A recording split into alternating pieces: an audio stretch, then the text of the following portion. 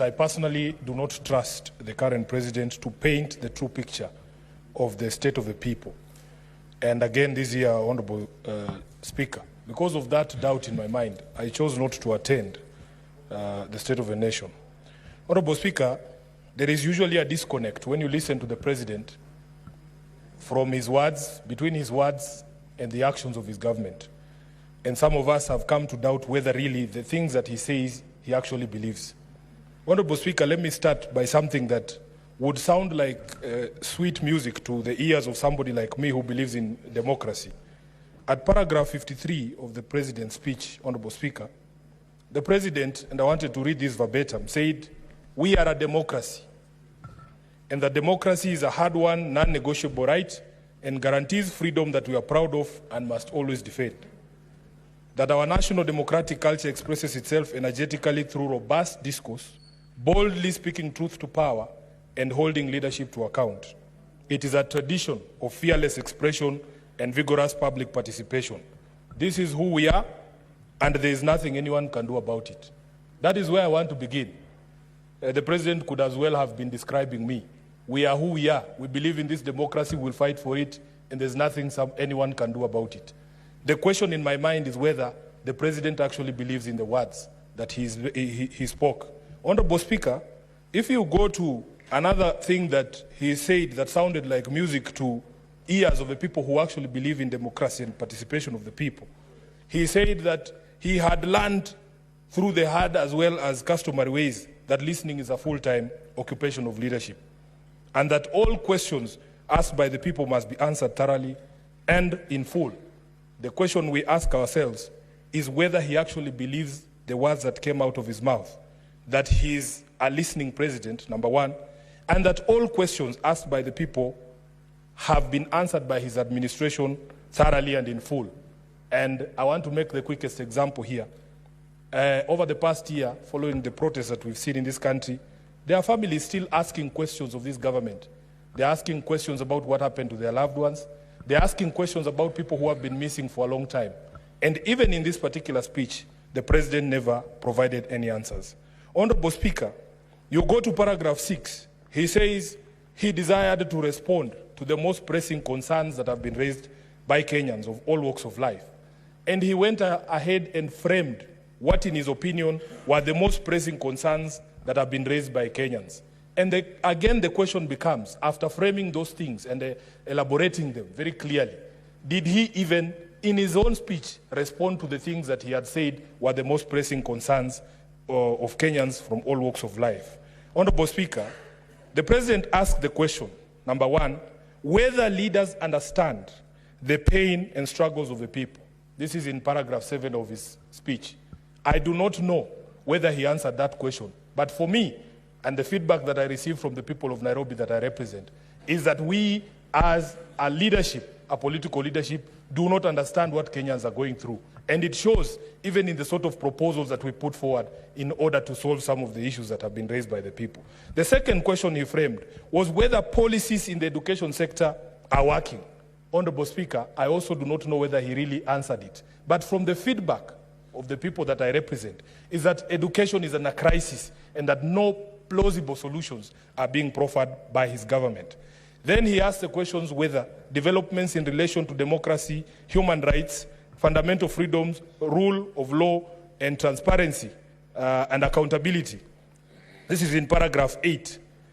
Whether the direction of developments in relation to these issues is positive or negative. Again, Honorable Speaker, I don't know whether he answered it, because in the speech, I personally did not find an answer that is a true reflection of the situation on the ground, and some of the issues that Eddie has spoken here to point to a direction in direct opposite from the direction we should be going when it comes to issues of democracy, human rights, fundamental freedoms, the rule of law, transparency and accountability. He also asked the question whether policy and his administration is only in furtherance of service delivery or just in aid of political strategy. Many people that I speak to, Honorable Speaker, believe that everything this administration does has nothing to do with the lives of Kenyans. They are only looking for the political outcomes, and especially putting the president in a position that he can vie for re-election in 2027. Honorable Speaker, then of course, as I expected, he spent a considerable amount of time looking back to the situation that he inherited when he came into power. And this is again something that even in my previous debate on his speech last year, we said we want to encourage this administration to be forward-looking. Yes, we understand the situation that was obtaining in September of 2022, but you are halfway through your presidency, Mr. President. You cannot still be talking about the war in Ukraine and the strictures of supply chain during or out of the war in Ukraine. We want you now to move forward, because at this particular point in time, you cannot still be talking about 2022 and telling us that you have laid firm foundations that maybe many of us do not see. Honorable Speaker, of course there were issues with some of the figures that were being thrown around in his statement. For instance, he claimed that inflation at the point he took over in September of 2022 was at 9.6%. Massaging of those numbers, whether it is by a small margin or not, is aimed to achieve a certain end, that the perspective is to be painted that he inherited things that were so bad, but that he has brought them back to life. In fact, statistics from the Kenya National Bureau of Standards show that inflation was at 9.1. A difference of 0.5 is not a small difference. Honorable Speaker, he also made a very bold claim that the foreign exchange revenues the foreign exchange reserves have risen to the highest in the last 10 years. That is just not true. If you look at the CBK report, Honorable Speaker, the highest we have had in terms of foreign reserves was 10.01 billion shillings as at 30th of May 2019, which was less than 5 years ago. So it simply is not true that the reserves are at the highest in the last 10 years. Then there is a claim that even the majority leader has tried to repeat here. He made a very clear pronouncement that the Social Health Authority will pay all October claims. In fact, he said by the end of this week or during this week. Honorable Speaker, I heard the majority leader saying he saw a list somewhere indicating that hospitals have been paid. I can confirm here, Honorable Speaker, that that money has not been paid as we talk today. Honorable Speaker, then there was this issue that Senator Khalwale alluded to of a standing ovation. Personally, I was embarrassed for all my colleagues who were present in the House that day, because I believe personally that you are not supposed to expect praise for doing the right thing. You are not supposed to expect praise for doing the right thing. This is something that Kenyans have raised objection over for the past few months. And I want to thank my colleagues in this House, especially Senator Onyonka, who has stayed on business on this question of the PPPs involving Adani. They say that where there is smoke, there is fire. There were always signs, Honorable Speaker, and all these signs were brought to the attention of the public and to the attention of the administration. There was a point at which Adani's accounts in Switzerland were frozen, and we brought it up in committee, the Committee of Transport, when we were discussing the JKIA deal. But nobody was listening to us. As late as hours before the President's address, the Cabinet Secretary for Energy was appearing before the Energy Committee of this House.